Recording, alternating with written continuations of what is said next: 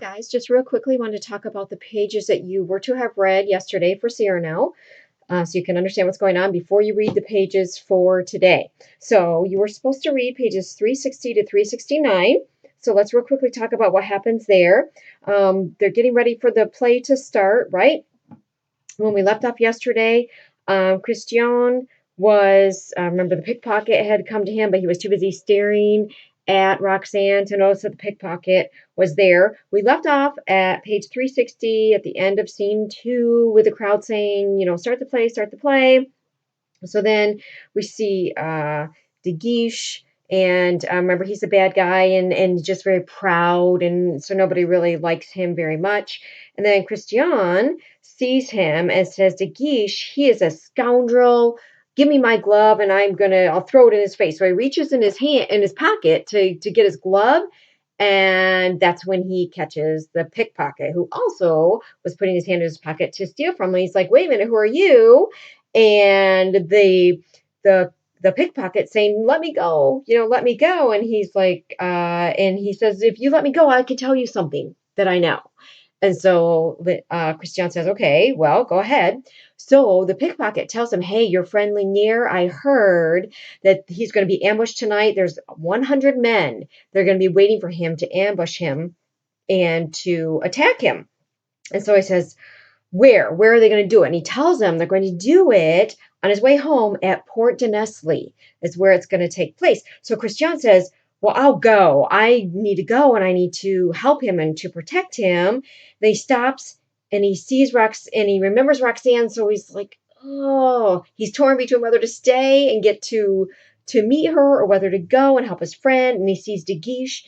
He's like, I don't want to leave her with him, especially, but he's like, I have to save my friend. So he exits and he leaves. So the crowd keeps chanting, start the play. Come on, start the play, start the play. So finally, the play's about to start. Curtains open, and Montfleury is coming out now. And so Lebret asks, hey, is Montfleury come out now? And Ragueneau says, yep. So this is we're waiting to see if Cyrano's going to do something.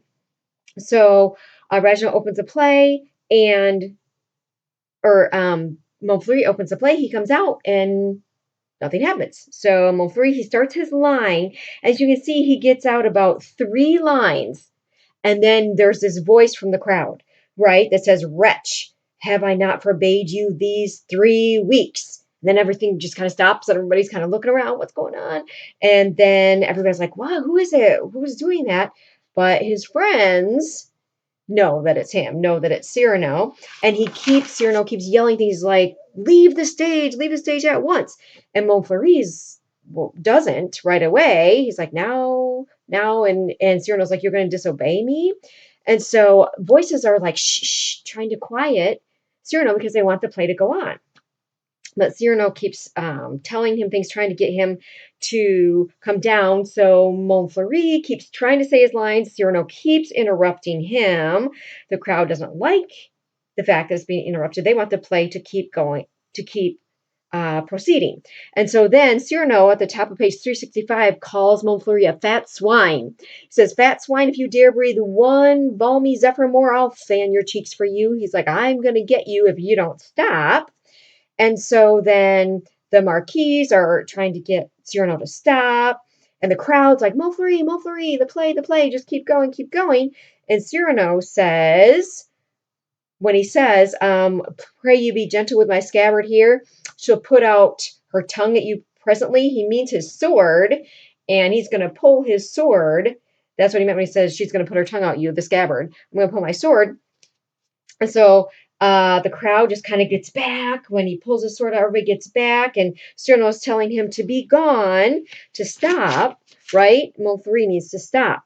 And so Cyrano is ready to challenge him to get off the stage. And then Cyrano is telling everybody to be quiet because everybody was trying to get him to stop. So Cyrano says, okay, so who wants to fight me? Who's brave enough? Who wants to come and who wants to fight me? And so, of course, nobody wants to fight him. And so Cyrano is getting ready to do something to Montfleury, but the crowd is wondering what. And he says, I'm going to clap my hands 3 times. And at the 3rd time, you will eclipse yourself. Well, of course, nobody knows what that means. And the crowd is now kind of amused what's going on. And Cyrano counts. He says, ready? And he says, one. And then the crowd's like, oh, what's going to happen? Is he going to go? He's going to stay. And Montfleury is calling now on the gentlemen, the nobles, the other men in the crowd, like, help me here. And Cyrano says two. And Montfleury's like, well, maybe I better stop. And then he says three. And if you caught it in your reading, what happened is Montfleury disappears. He's standing over this trap door. And Cyrano has planned for that door to open. When he said three, the trapdoor opens, Montfleury falls through the stage, and he disappears. And of course, a crowd is laughing. They think it's funny, what's going on. But this whole thing here with him disappearing beneath the stage is kind of symbolic of how earthly glory will quickly pass away. Montfleury had all this glory. He was this well-known actor, but how quickly it was done and it passed away. So it's kind of symbolic of that bigger idea about life, is that earthly glory quickly passes away. So then this happens. So then everybody's wondering what's going on. There's this boy that goes to Cyrano and says, Monsieur, why have you done this to Montfleury? And so Cyrano starts to explain himself. He says, well, I have two reasons, young man. He says, first of all, he is a terrible actor. He's awful. He's just an awful actor. He said, second of all, never mind. That's my secret. Well, the second reason is that, remember, Montfleury is in love with Roxanne. And so Cyrano doesn't like him for that reason as well. But then he catches himself because, remember, he doesn't want anybody to know that, okay?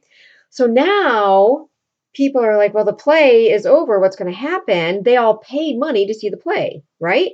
So now Belrose, the manager, comes to him and says, what about the money? I'm going to have to return the money to these people. So Cyrano, being the hero, takes out this bag of gold, this money, and throws him this bag of gold and says, here, use this money to give everybody their money back for coming to the play and they didn't get to see the play. Well, then a comedian sees what happens here and he catches it in his hand. He's like, hey, you can close the play every night, right? Because if we come every night and then we get our money back, you can close the play every night. And the crowd, they get their money back. And the manager tells everybody, please just leave quietly, leave quietly. So everybody begins to go out. And Cyrano just kind of looks about the crowd, kind of pleased with himself. And that's where that ends. So then you're going to be reading today, 369 to 385 is scene 5. And you'll be reading that to see what happens in that scene. And then on Wednesday, I'll explain that scene. Then you'll watch the last little bit, and then you'll take a quiz over Act 1. All right, so I hope that helps you, and we'll see you tomorrow.